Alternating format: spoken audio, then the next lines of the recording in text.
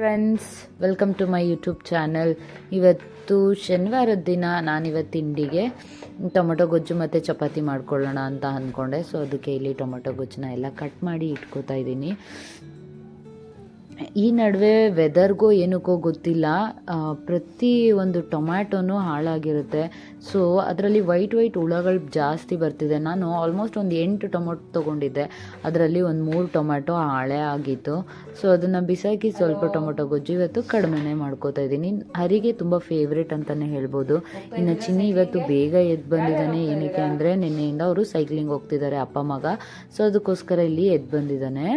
ಬೇಗ ಬನ್ನಿ ಆಯಿತಾ, ಆಲ್ರೆಡಿ 6 o'clock ಆಗೋಗಿದೆ. ಮತ್ತೆ ನೀವು ರೆಡಿ ಆಗೋದಕ್ಕೆ ಲೇಟ್ ಆಗುತ್ತಲ್ವಾ ಸ್ಕೂಲ್ಗೆ.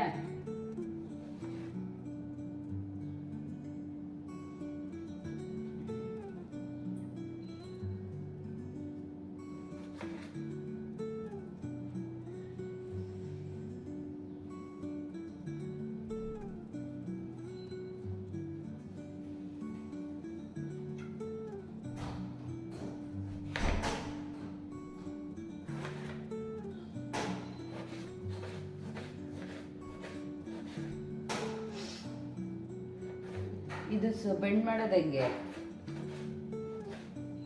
ಬೆಂಡಾಗಲ್ವಾ ಮುಂದಕ್ಕೆ?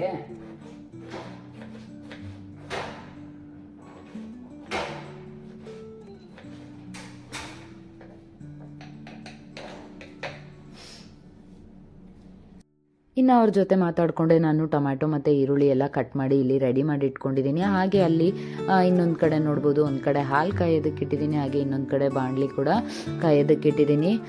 ಬೌಲಲ್ಲಿ ಎಣ್ಣೆ ಖಾಲಿ ಆಗಿಬಿಟ್ಟಿತ್ತು, ಸರಿ ಆಯಿತು ಅಂತ ಹೇಳಿಬಿಟ್ಟು ಅದನ್ನು ಕೂಡ ತೊಗೊಂಡು ಬಂದು ನಾನು ಇಲ್ಲಿ ಫಿಲ್ ಮಾಡ್ಕೋತಾ ಇದ್ದೀನಿ.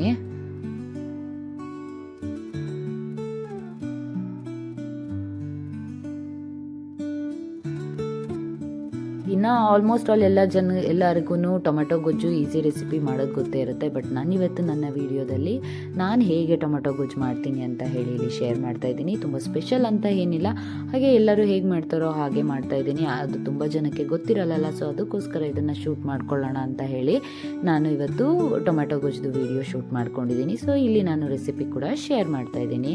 ಫಸ್ಟು ಒಂದು ಬಾಣಲಿನ ಕಾಯೋದಕ್ಕೆ ಇಟ್ಕೊಂಡ್ಬಿಟ್ಟು ಅದಕ್ಕೆ ನಮಗೆ ಎಷ್ಟು ಬೇಕು, ನಾವು ಎಷ್ಟು ಕ್ವಾಂಟಿಟಿ ಟೊಮೆಟೊ ಗೊಜ್ಜು ಮಾಡ್ತಾ ಇದ್ದೀವಿ ಅಂತ ನೋಡಿಕೊಂಡು ಅಷ್ಟು ಎಣ್ಣೆ ಆ್ಯಡ್ ಮಾಡಿಕೊಂಡು ಅದಕ್ಕೆ ಆ್ಯಸ್ ಯೂಶುವಲ್ ಸಾಸಿವೆ ಮತ್ತು ಜೀರಿಗೆ ಒಗ್ಗರಣೆ ಕೊಟ್ಕೊಂಡೆ. ಹಾಗೆ ಇದನ್ನ ಒಗ್ಗರಣೆಗೇನೆ ಎಣ್ಣೆಯಲ್ಲೇ ಕಡಲೆಬೇಳೆ ಮತ್ತು ಉದ್ದಿನಬೇಳೆ ಕೂಡ ಹಾಕ್ಕೊಂಡು ಅದನ್ನು ಬ್ರೌನ್ ಆಗೋ ತನಕ ನಾವು ಇಲ್ಲಿ ಚೆನ್ನಾಗಿ ಹುರ್ಕೋಬೇಕಾಗತ್ತೆ. ಇನ್ನು ಅದು ಬ್ರೌನಿಷ್ ಆದಮೇಲೆ ನಾವು ಇದಕ್ಕೆ ಆ್ಯಸ್ ಯೂಶುವಲ್ ಕರಿಬೇವು ಹಾಕ್ಕೊಂಡು ಅದನ್ನು ಕೂಡ ಹುರ್ಕೊಬೇಕು. ಅದಾದಮೇಲೆ ನಾವು ಕಟ್ ಮಾಡ್ಕೊಂಡಿರೋ ಈರುಳ್ಳಿನೂ ಕೂಡ ಚೆನ್ನಾಗಿ ಬೇಯಿಸ್ಕೋಬೇಕಾಗತ್ತೆ.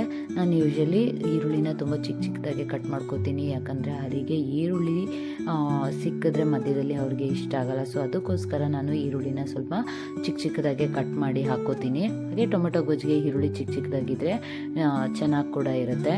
ಸೊ ನಾನು ಈರುಳ್ಳಿನ ಹಾಕ್ಕೊಂಡು ಇಲ್ಲಿ ಬ್ರೌನ್ ಕಲರಲ್ಲಿ ಬ್ರೌನ್ ಆಗೋಷ್ಟು ಬೇಯಿಸ್ಕೊತಾ ಇದ್ದೀನಿ.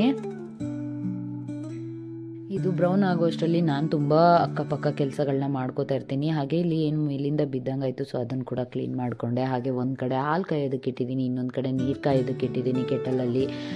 ಇನ್ನು ಇಲ್ಲಿ ಈರುಳ್ಳಿ ಕೂಡ ಬೆಂದಿತ್ತು. ಸೊ ನಾನು ಅದಕ್ಕೆ ಇಲ್ಲಿ ಟೊಮ್ಯಾಟೊನ ಆ್ಯಡ್ ಮಾಡ್ಕೋತಾ ಇದ್ದೀನಿ. ಟೊಮ್ಯಾಟೊನ ಎಣ್ಣೆಲೇ ಫ್ರೈ ಮಾಡ್ಕೋಬೇಕು. ಎಣ್ಣೆಲೇ ಫ್ರೈ ಆದಷ್ಟು ಅದು ಸ್ಮ್ಯಾಶಿ ಆಗುತ್ತೆ, ಸಾಫ್ಟಾಗಿ ಕೂಡ ಆಗುತ್ತೆ.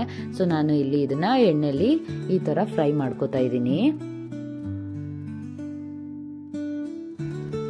ಹಾಗೆ ಅದು ಒಂದು ಸ್ವಲ್ಪ ಹೊತ್ತು ಬೆಂದಾದಮೇಲೆ ಒಂದು ಸ್ವಲ್ಪ ನೀರು ಕೂಡ ಆ್ಯಡ್ ಮಾಡಿಕೊಂಡೆ, ಯಾಕಂದರೆ ತಳ ಹಿಡಿತಾ ಇತ್ತು. ಸೊ ಟೊಮ್ಯಾಟೊ ಅಲ್ಲಿ ಅಷ್ಟು ನೀರು ಇರಲಿಲ್ಲ ಅನಿಸುತ್ತೆ. ಸೊ ಅದಕ್ಕೋಸ್ಕರ ತಳ ಹಿಡಿತಾ ಇತ್ತು. ನಾನು ಅದಕ್ಕೆ ಸ್ವಲ್ಪ ನೀರು ಹಾಕ್ಕೊಂಡು ಅದನ್ನು ಚೆನ್ನಾಗಿ ಬೇಯಿಸ್ಕೊತಾ ಇದ್ದೀನಿ ಇಲ್ಲಿ. ಇನ್ನು ಅದು ಬೇಯೋ ಅಷ್ಟರಲ್ಲಿ ಚಪಾತಿ ಹಿಟ್ಟು ಕೂಡ ಕಲಸಿಟ್ಕೊಂಡ್ಬಿಟ್ರೆ ಮಾಡಬೇಕಾದ್ರೆ ಸಾಫ್ಟ್ ಆಗುತ್ತೆ ಅಂತ ಹೇಳಿಬಿಟ್ಟು ಇಲ್ಲಿ ನಾನು ಚಪಾತಿ ಹಿಟ್ಟು ಕೂಡ ಕಲಸಿ ಇಟ್ಕೊಂಡೆ. ಇನ್ನು ಚಪಾತಿ ಹಿಟ್ಟು ಕಲಿಸೋ ಅಷ್ಟರಲ್ಲಿ ಆಲ್ಮೋಸ್ಟ್ ಚೆನ್ನಾಗಿ ಕುದ್ದಿತ್ತು. ನಾನು ಟೊಮೆಟೊ ಗೊಜ್ಜಿಗೆ ರೆಡಿ ಮಾಡಿ ಇಟ್ಟಿದ್ನಲ್ಲ, ಸೊ ಅದು ಚೆನ್ನಾಗಿ ಕುದ್ದಿತ್ತು. ಸೊ ನಾನು ಅದಕ್ಕೆ ಆ ನೀರು ಒಂದು ಸ್ವಲ್ಪ ಕಡಿಮೆ ಆಗಲಿ ಅನ್ನೋ ಅಷ್ಟರಲ್ಲಿ ನಮ್ಮ ಅತ್ತೆ ಮಾವ ವಾಕ್ ಹೋಗಿದ್ರು. ಸೊ ಅವ್ರು ಕೂಡ ಬಂದರು. ನೀರು ಕೊಡೋದಕ್ಕೆ ಅವ್ರಿಗೆ ಅಂತ ಹೇಳಿ ಬಿಸಿನೀರು ಕಾಯಿಸಿ ಲೆಮನ್ ವಾಟರ್ ಅವ್ರಿಗೆ ಕೊಟ್ಟೆ. ಹಾಗೆ ಇನ್ನೊಂದು ಕಡೆ ಚಿನ್ನಿಗೆ ಜೋಕೋಸ್ ಕೂಡ ರೆಡಿ ಮಾಡಿಟ್ಟಿದ್ದೀನಿ. ಚಿನ್ನಿಗೆ ಚೋಕೋಸ್ ಯಾವಾಗ್ಲೂ ಅವನಿಗೆ ಸ್ವಲ್ಪ ತಣ್ಣಗೆ ಹಾಕಬೇಕು. ಸೊ ಅದಕ್ಕೋಸ್ಕರ ನಾನು ಬೆಳಗ್ಗೆ ಹಾಲು ಕಾಯಿಸಿದ ತಕ್ಷಣ ಅವನಿಗೆ ಚೋಕೋಸ್ನ ಡಿಪ್ ಮಾಡಿ ಇಟ್ಬಿಡ್ತೀನಿ. ಸೊ ಅವನು ರೆಡಿಯಾಗಿ ಬಂದು ತಿನ್ನೋದಕ್ಕೆ ಸರಿ ಹೋಗುತ್ತೆ ಅಂತ ಹೇಳಿ. ಇನ್ನು ಚಿನಿಮ ಕೂಡ ವಾಕಿಂಗಿಂದ ಬಂದ ಹಾಗೆ ಒಂದಷ್ಟು ಸ್ಟೋರೀಸ್ ಕೂಡ ಹೇಳ್ತಾನೆ ಡೈಲಿ ಬಂದ ಮೇಲೆ ಸೈಕ್ಲಿಂಗಿಂದ. ಸೊ ಇವತ್ತು ಅದು ಕೂಡ ನಡೀತು. ಟೈಮ್ ಹೋಗಿತ್ತು. ನಾನು ಇವತ್ತು ರೆಡಿ ಮಾಡಲ್ಲ ಅಂತ ಹೇಳ್ಬಿಟ್ಟು ನನಗೆ ರೆಡಿ ಆಗಬೇಕು ಅಂತ ಹೇಳಿ ನನ್ನ ಕಳಿಸ್ದೆ. ಅಷ್ಟೊತ್ತಿಗೆ ಟೊಮೆಟೊ ಗೊಜ್ಜು ಸ್ವಲ್ಪ ಹದ ಬಂದಿತ್ತು. ಸೊ ನಾನು ಇದಕ್ಕೆ ಸ್ವಲ್ಪ ಕಾಯಿ ತುರಿದು ಇಟ್ಕೊಂಡಿದ್ನಲ್ಲ, ಸೊ ಅದನ್ನು ಕಂಪ್ಲೀಟಾಗಿ ಇಲ್ಲಿ ಒಂದು ಅರ್ಧ ಹೋಳಷ್ಟು ನಾನು ಕಾಯಿ ತುರಿನ ಆ್ಯಡ್ ಮಾಡಿಕೊಂಡೆ. ಹಾಗೆ ಇನ್ನು ನಮ್ಮ ಮಾವ ಮತ್ತೆ ಬೆಳಗ್ಗೆ ಹಾಲು ಹಾಕಿರ್ತಾರಲ್ಲ, ಸೊ ಅದನ್ನು ಕೂಡ ತಂದಿಟ್ಟರು. ಒಂದು ಕಡೆ ಅವ್ರಿಗೆ ಟೀ ಮಾಡೋದಕ್ಕೆ ಇಟ್ಟಿದ್ದು, ಇನ್ನೊಂದು ಕಡೆ ಹಾಲು ಕಾಯೋದಕ್ಕೆ ಇಟ್ಟಿದ್ದೀನಿ. ನಾನು ಯೂಶಲಿ ಬೆಳಗ್ಗೆ ಹೊತ್ತು ಟೀ ಕುಡಿಯೋದಿಲ್ಲ. ಒಂದು ದಿನ ಮಾತ್ರ ಬಿಸಿನೀರೇನಾದರೂ ಫಸ್ಟೇ ಕುಡಿದಿದ್ದು, ಆಮೇಲೆ ಚಿನ್ನಿಗೆ ಸ್ಕೂಲ್ ಏನಾನ ಇಲ್ಲ ಅಂದರೆ ನಾನು ಅವ್ರ ಜೊತೆನೇ ಟೀ ಕುಡ್ಕೊಂಡು ಬಿಡ್ತೀನಿ. ಸೊ ಒಂದು ಕಡೆ ನಾನು ಟೀ, ಇನ್ನೊಂದು ಕಡೆ ಹಾಲು, ಹಾಗೆ ಇನ್ನೊಂದು ಕಡೆ ನಾನು ಟೊಮೆಟೊ ಗೊಜ್ಜಿಗೆ ಇಟ್ಬಿಟ್ಟು ಒಟ್ಟೊಟ್ಟಿಗೆ ಎಲ್ಲ ಕೆಲಸ ಮಾಡ್ಕೋತಾ ಇದ್ದೀನಿ. ಯೂಶಲಿ ಬೆಳಗ್ಗೆ ಹೊತ್ತು ನನ್ನ ರೂಟೀನ್ ಹೀಗೆ ಇರುತ್ತೆ. ಎಲ್ಲ ಒಟ್ಟೊಟ್ಟಿಗೆ ಮಾಡಿಲ್ಲ ಅಂದರೆ ನನಗೆ ಟೈಮ್ ಸೇವ್ ಆಗೋದಿಲ್ಲ.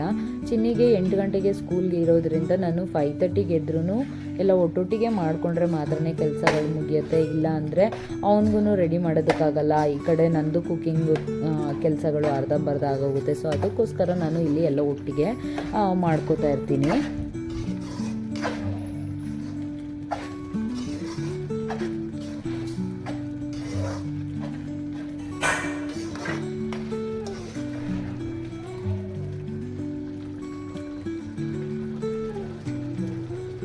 ನೀರ್ ಬೇಕಾರಿ?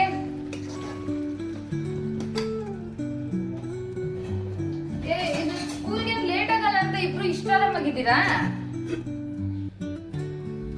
ನೋಡಿ ಟೈಮ್ ಅಲ್ಲ ಹಂಗೆ. ಇನ್ನು ಟೊಮೆಟೊ ಗೊಜ್ಜು ಕೂಡ ರೆಡಿ ಆಯಿತು. ಚಿನ್ನಿಮ ರೆಡಿ ಆಗೋದಕ್ಕೆ ಅಂತ ಹೋದ. ಸೊ ನಾನು ಅಷ್ಟೊತ್ತಿಗೆ ಅವನಿಗೆ ಚಪಾತಿ ಕೂಡ ರೆಡಿ ಮಾಡಿ ಇಟ್ಬಿಡೋಣ ಅಂತ ಹೇಳಿ ಚಪಾತಿ ರೆಡಿ ಮಾಡಿದೆ. ಇನ್ನು ಟೀ ಕೊಡೋಣ ಅಂತ ಅಂದ್ಕೊಂಡೆ, ಬಟ್ ನಮ್ಮ ಮನೆಯಲ್ಲಿ ಬೆಲ್ಲದ ಪೌಡ್ರು ಖಾಲಿ ಆಗಿಬಿಟ್ಟಿತ್ತು. ಸೊ ಅದಕ್ಕೋಸ್ಕರ ಇಮಿಡಿಯೇಟ್ ನಾನು ಝೆಪ್ಟೋದಿಂದ ಬೆಲ್ಲದ ಪೌಡ್ರು ಆರ್ಡ್ರ್ ಮಾಡಿದೆ. ನಾವು ಮನೇಲಿ ಎಲ್ಲರೂ ಸಕ್ಕರೆ ತುಂಬಾ ಕಡಿಮೆ, ತುಂಬ ಅಂದರೆ ತುಂಬಾ ಕಡಿಮೆ. ಈ ಪಾಯಸಗಳದಾದ್ರೂ ನಾನು ಸ್ವಲ್ಪ ಬೆಲ್ಲದ ಪೌಡ್ರೇ ಯೂಸ್ ಮಾಡ್ತೀನಿ, ಸಕ್ಕರೆ ತುಂಬ ಕಡಿಮೆ ಮಾಡ್ತೀನಿ.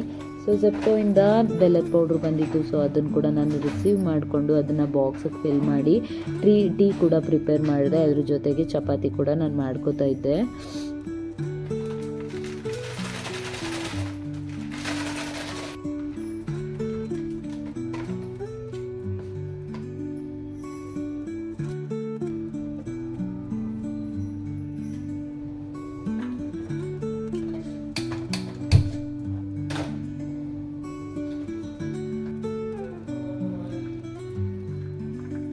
ಇನ್ನು ಟೀ ಮಾಡಿ ನಮ್ಮ ಅತ್ತೆ ಮಾವಂಗೆ ಕೊಟ್ಟೆ.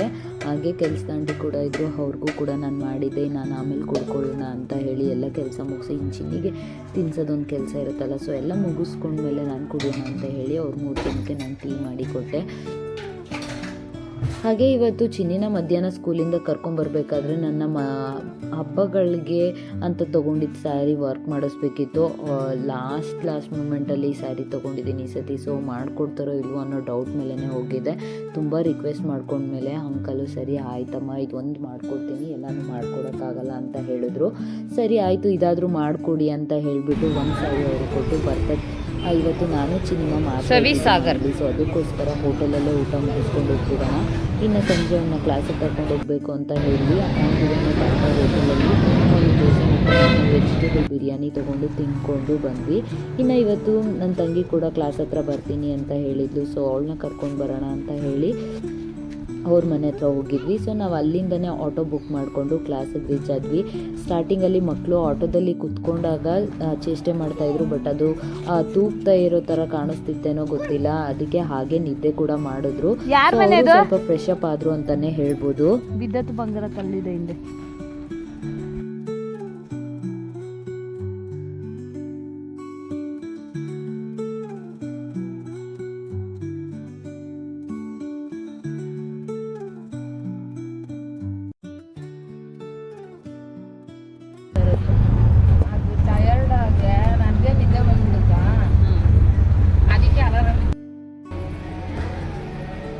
ಡ್ಯಾನ್ಸ್ ಕ್ಲಾಸ್ ರೀಚ್ ಆಗಿದ ತಕ್ಷಣ ಇನ್ನು ಯಾರೂ ಬಂದಿರಲಿಲ್ಲ. ಒಂದು 5 ನಿಮಿಷ ಬೇಗನೆ ಬಂದಿದ್ವಿ. ಅಣ್ಣ ತಂಗಿ ಮಾತ್ರ ಇಬ್ಬರು ಖುಷಿಯಾಗಿ ಕುಣಿದಾಡ್ತಾ ಇದ್ರು. ನಮ್ಮ ಗುಂಡಮ್ಮ ಅಂತೂ ಈಚೆ ಬರೋಕ್ಕೆ ರೆಡಿನೇ ಇರಲಿಲ್ಲ. ಅಣ್ಣನ ಜೊತೆ ಆಟ ಆಡಬೇಕು, ಡ್ಯಾನ್ಸ್ ಆಡಬೇಕು ಅಂತ ಹೇಳಿ ಆಟ ಆಡ್ಕೊಂಡೇ ಇತ್ತು.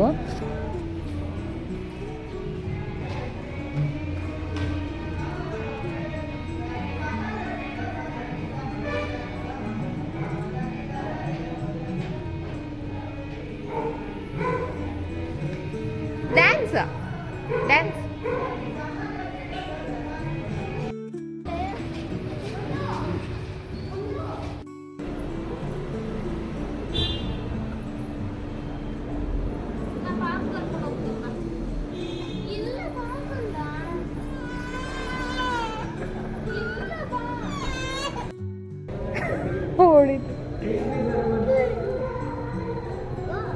ಬಿಡು, ನೀನು ನಾವು ಡೋರ್ ಕ್ಲೋಸ್ ಮಾಡ್ತೀನಿ ಹೋಗು.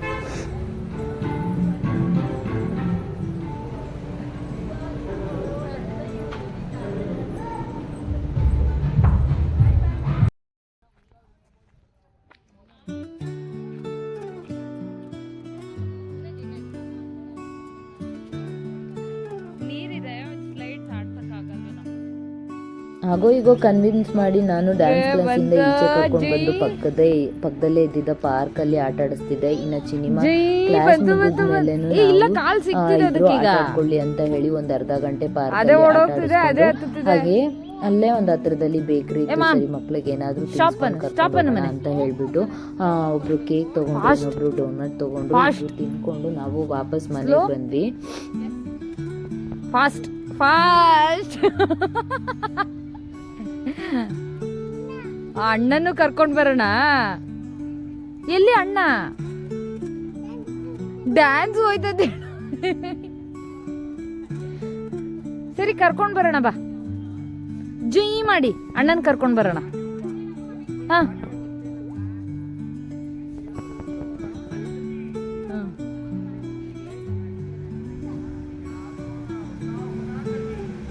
ಹೇಳು ಹೇಳು. ಏನಿಲ್ಲ,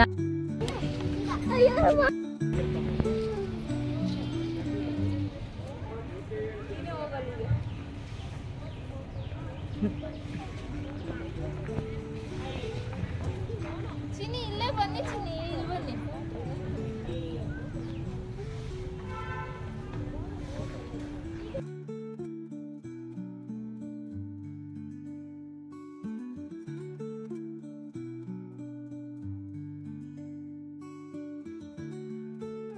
ಇದಾಗಿತ್ತು ಇವತ್ತಿನ ಕಂಪ್ಲೀಟ್ ವ್ಲಾಗ್. ನಿಮ್ಗೆ ಇಷ್ಟ ಆಗಿದ್ರೆ ಲೈಕ್ ಮಾಡಿ. ನನ್ನ ಯೂಟ್ಯೂಬ್ ಚಾನಲಲ್ಲಿ ಯಾರಾದರೂ ಸಬ್ಸ್ಕ್ರೈಬ್ ಮಾಡಿಲ್ಲ ಅಂದರೆ ನನ್ನ ಸಬ್ಸ್ಕ್ರೈಬ್ ಮಾಡಿ, ನನ್ನ ಸಪೋರ್ಟ್ ಮಾಡಿ, ಹಾಗೆ ನನ್ನ ಫಾಲೋ ಕೂಡ ಮಾಡಿ. Thank you for watching. See you in the next fresh vlog tomorrow. Bye bye.